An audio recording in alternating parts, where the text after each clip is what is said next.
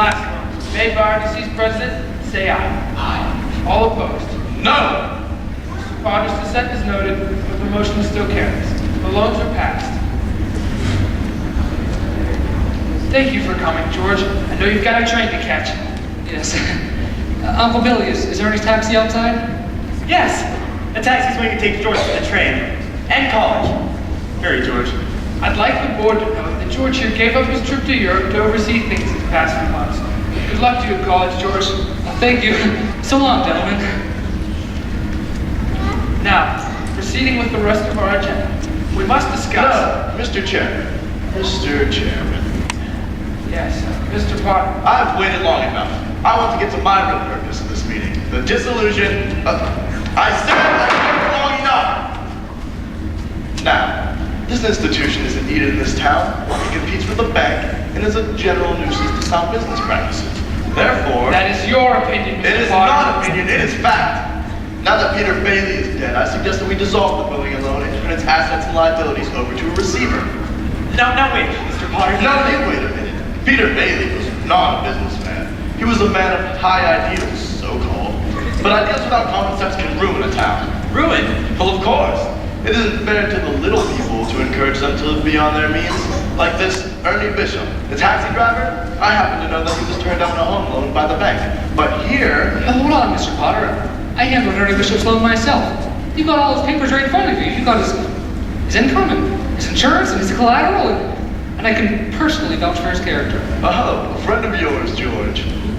You see, gentlemen, you shoot pool with an employee here, and you can borrow money. And what's that getting us? A discontented, lazy rowdy instead of a thrifty working class. All because starry-eyed dreamers like Peter Bailey stirred them up and threw impossible ideas into their heads. Anyway, who will second my motion to dissolve? Hold on, Mr. Potter. Well, I meant no disrespect, George, but your father... Mr. Potter, why my father ever started this penny ante building loan in the first place, I'll never know. But I do know this. All that rabble you're talking about, well, they do most of the working and paying and living and dying in this community. So, is it too much to ask if they work and pay and live and die in a decent house with a bath? Well, my father didn't think so anyway. To him, they were human beings, but to you, the warped, frustrated old man, they're cattle. In my book, Mr. Potter, my father died a richer man than you'll ever be. well, I'm not interested in your book, George. I'm talking about the Bailey building alone. No, you're talking about something that you can't get your greedy little hands on, and it's galling you. Well, I've said too much. I have to go. It's okay, George. Yes, it's quite enough, actually. I apologize, gentlemen. If you're the board, you do what you want. But let me just say this. This town needs this little one-horse institution. If only so that there's one place where people can go to borrow a few bucks, so they don't have to crawl to Mr. Potter. Come on, Uncle Billy, let's go.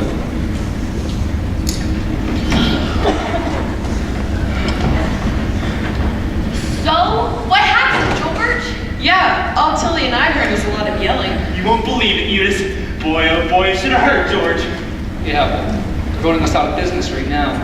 After 25 years, easy come, easy go, but I'm not sure it's gonna happen to us now. And your mother, poor thing. And no job for Harry?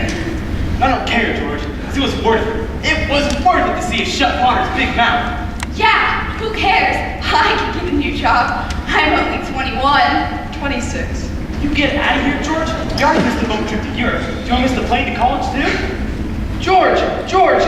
They voted Potter down! Whoopee! We're still in business! We are still in business! Oh, what a relief. Well, there goes my new career.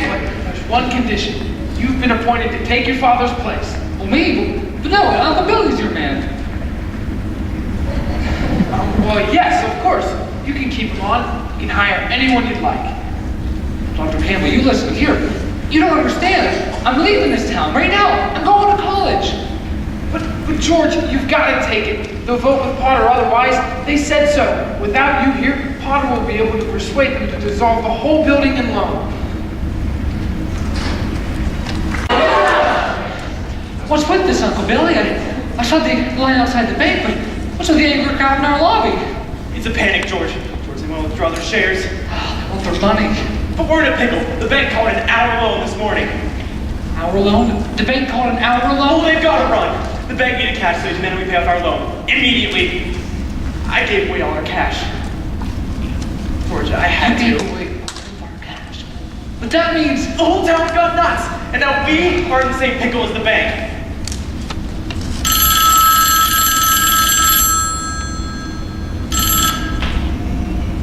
Hello, this is Billy.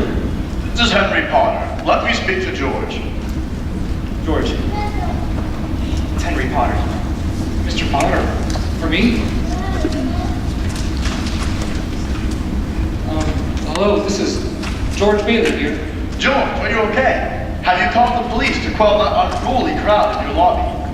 Police? Now why would I need I just want you to know that in this financial crisis, I am here to help. help?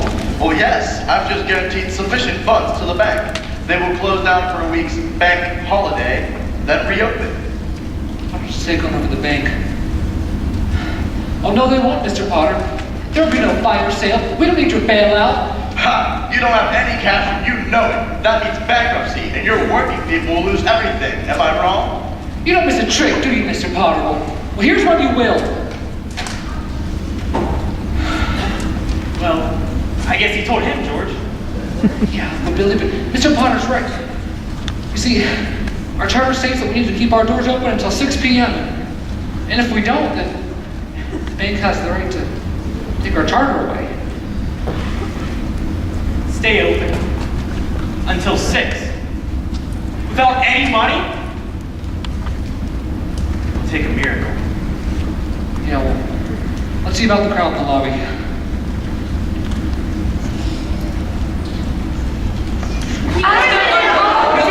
Come on, everybody. Wait! Don't panic! I know you want your money. Listen, everybody. I just talked to Mr. Potter on the phone. He said the bank will reopen next week, all right? Next week. I can't wait to. We want our money, George. Where's our money? Listen, everybody, listen. Your money's not here. Listen, everyone, let me explain. Your money isn't in our safe. It's in people's houses. It's in Ernie's house. It's in the Hermione's house. It's in 100 people's houses. That's actually worse. If you all want your money now, what do you want us to do? Just foreclose on them and throw them out of their homes?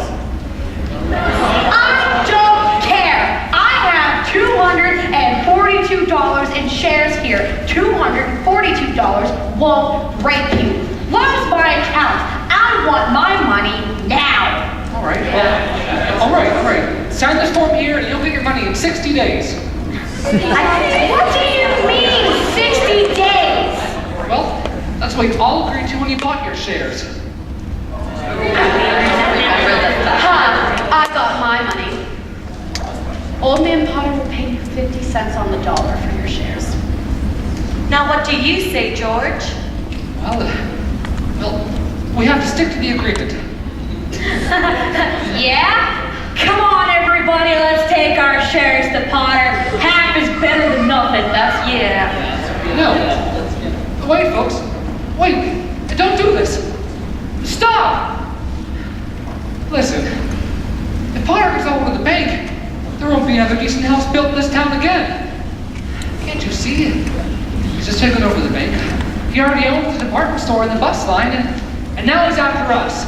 You know why? It's because we're cutting into his business, and he wants to keep you living in his shacks, paying the rent that he decides. But George, Now, you had it pretty rough last year, didn't you? Couldn't always pay, right? Do you think Mr. Potter will let you keep your house? well, Listen, everyone. Mr. Potter's buying because you're panicking, and he's not. Now, to him, we're just a bunch of bargains. Now, we can get through this. We have to stick together. We have to believe in one another. Have faith. well, that's a lot of fine talk, George, but I've got doctor bills to pay. My husband just got laid off. We need our money. What are we supposed to live on until the bank reopens? You can't feed your kids on faith. George, Mary! George, darling. How much do they need? We've still got some money left. We do. Honey. Oh, look, folks, I got $2,000 here. It's my own money. Well, this could last us until the bank reopens. Better, Uncle Billy. This road will be a nice honeymoon. Got some nice furniture, too. Well, we've got some money. All right, Charlie, how much do you need? $242. Come on, Charlie, how much do you need? Just to tide you over. No, I want my $242. All right, Uncle Billy, give Charlie here $242. That closes my account then. No, that doesn't close your account. It's just a loan, Charlie. Just a loan. All right, easy now. Well, I have $300 in here. Come on, Evie, how much do you need? Well, $20 then. Thank you, Evie, thank you. All right, Mrs. Davis now. What do you need? But George, this is your own money. That's okay. That's okay. What do you need? Well, would $17.40 be too much? $17.40. Bless you, dear. Oh, thank you. Thank you. Pay it back when you can, though, all right? When you can. All right. Let's all spread out now, all right? Form a line. We'll all get our money. Don't worry.